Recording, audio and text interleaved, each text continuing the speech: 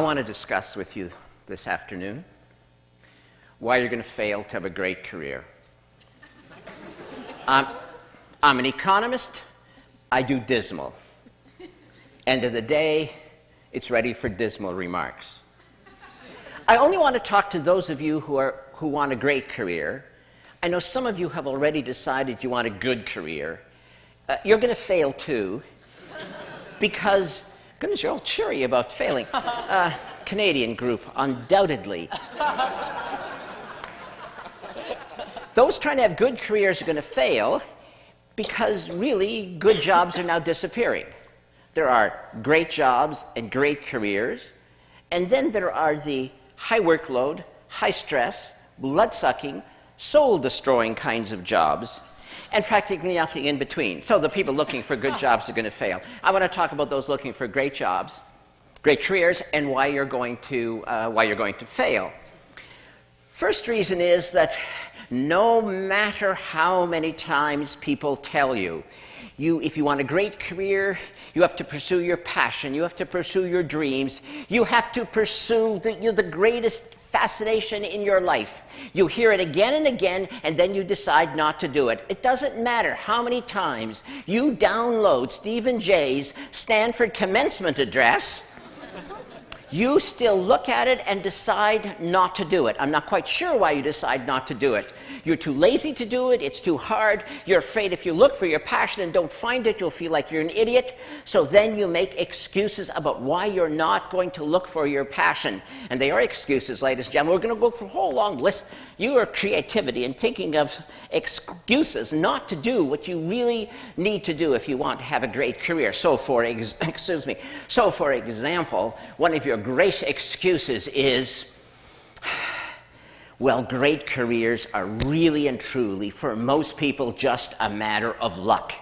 So I'm going to stand around, I'm going to try to be lucky, and if I'm lucky, I'll have a great career. If not, I'll have a good career. But a good career is an impossibility, so that's not going to work. Then your other excuse is, yes, there are special people who pursue their passions, but they are geniuses. They are Stephen Jay. I'm not a genius. When I was 5, I thought I was a genius, but my professors have beaten that idea out of my head long since. And now I know I am completely competent. Now you see, if this was 1950, being completely competent, that would have given you a great career. But guess what? This is almost 2012, and saying to the world, I am totally, completely competent, is damning yourself with the faintest of praise. And then, of course, another excuse. Well, I would do this, but, well, after all, I'm not weird. Everybody knows that people who pursue their passions are somewhat obsessive, a little strange. Okay, you know, a fine line between madness and genius. I'm not weird. I've read Stephen Jay's biography. Oh, my goodness. I'm not that person. I am nice. I am normal. I'm a nice, normal person, and nice, normal people don't have passion. But I still want a great career. I'm not prepared to pursue my passion, so I know what I'm going to do, because I have a solution. I have a strategy. It's the one Mommy and Daddy told me about. Mommy and Daddy told me that if I worked hard, I'd have a good career. So if you work hard and have a good career, if you work really, really, really hard, you'll have a great career. Doesn't that, like, mathematically make sense? Not. But you've managed to talk yourself into that. You know what? Here's a little secret. You want to work really, really, really hard? You know what? You'll succeed. The world will give you the opportunity to work really, really, really, really hard.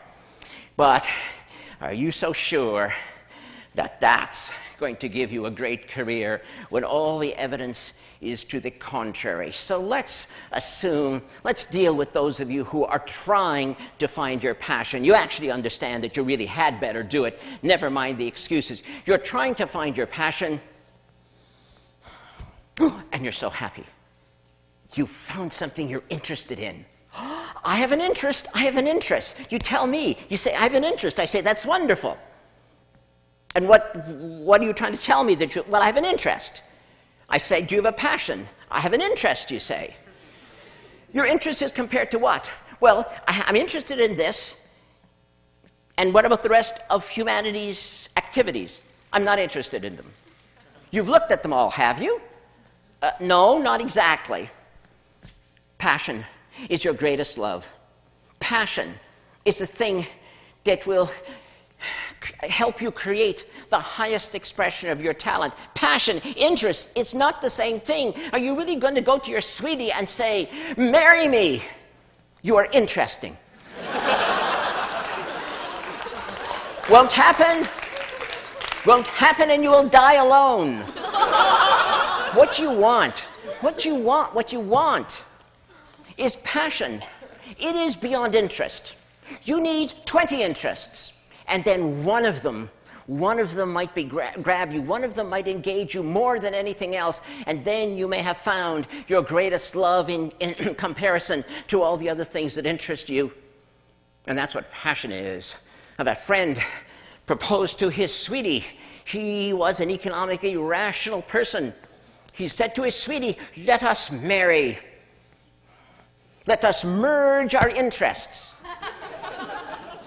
Yes, he did. I love you truly, he said. I love you deeply. I love you more than any other woman I've ever encountered. I love you more than Mary, Jane, Susie, Penelope, Ingrid, Gertrude, Gretel. I was on a German exchange program then. I love you more than All right.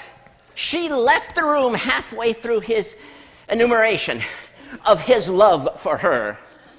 After he got over his surprise at being, turned down, he concluded he'd had a narrow escape from marrying an irrational person. Although he did make a note to himself that the next time he proposed, it was perhaps not necessary to enumerate all of the women he had auditioned for the part. But the point stands. You must look for alternatives so that you find your destiny. Or are you afraid of the word destiny? Does the word destiny scare you? That's what we're talking about. And if you don't find the highest expression of your talent, if you settle for interesting, what the hell ever that means, do you know what will happen at the end of your long life? Your friends and family will be gathered in the cemetery, and there, beside your grave site, will be a tombstone, and inscribed on that tombstone it will say, "Here lies a distinguished engineer who invented Velcro." But what that tombstone should have said in an alternative lifetime, what it should have said if it was your highest expression of talent, was, "Here lies the last Nobel laureate in physics, who formulated the grand unified field theory and demonstrated the practicality of warp drive." Velcro indeed. One was a great career. One was a missed opportunity.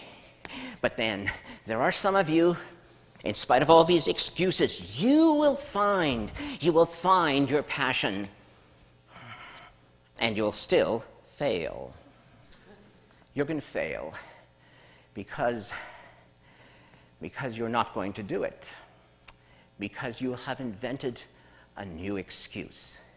Any excuse to fail to take action. And this excuse I've heard so many times. Yes, I would pursue a great career, but a value. Human relationships, more than accomplishment. I want to be a great friend. I want to be a great spouse. I want to be a great parent, and I will not sacrifice them on the altar of great accomplishment. What do you want me to say? Now, do you really want me to say now, tell you, really, I swear I don't kick children? Look at the worldview you've given yourself. You're a hero no matter what.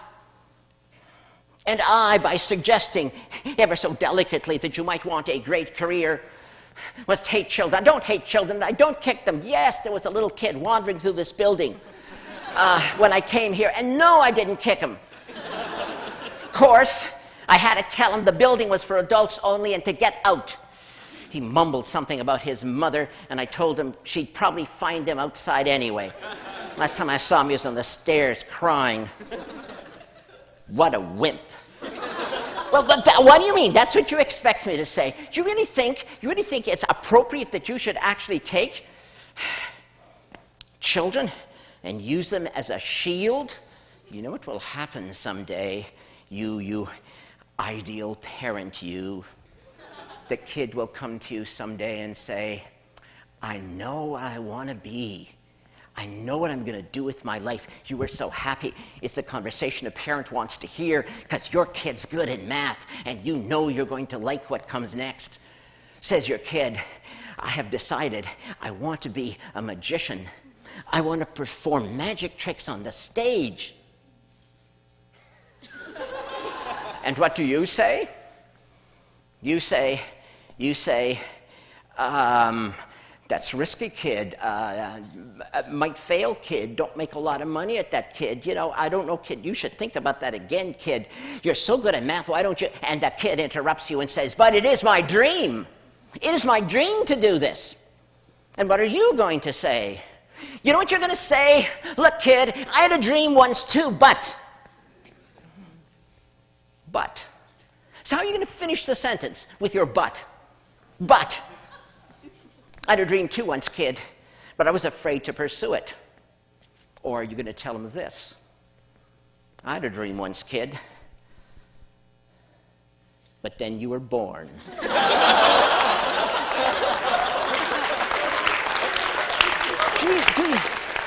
Do you really want to use your family? Do you really ever want to look at your spouse and your kid and see your jailers?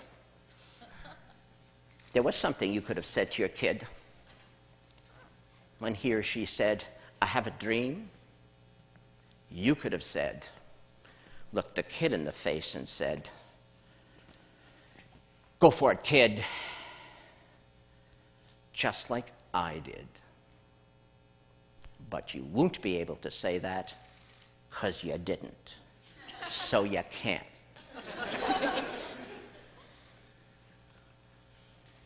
And so the sins of the parents are visited on the poor children. Why will you seek refuge in human relationships as your excuse not to find and pursue your passion? You know why. In your heart of hearts, you know why, and I'm being deadly serious. You know why you would get all warm and fuzzy and wrap yourself up in human relationships. It is because you are. You know what you are.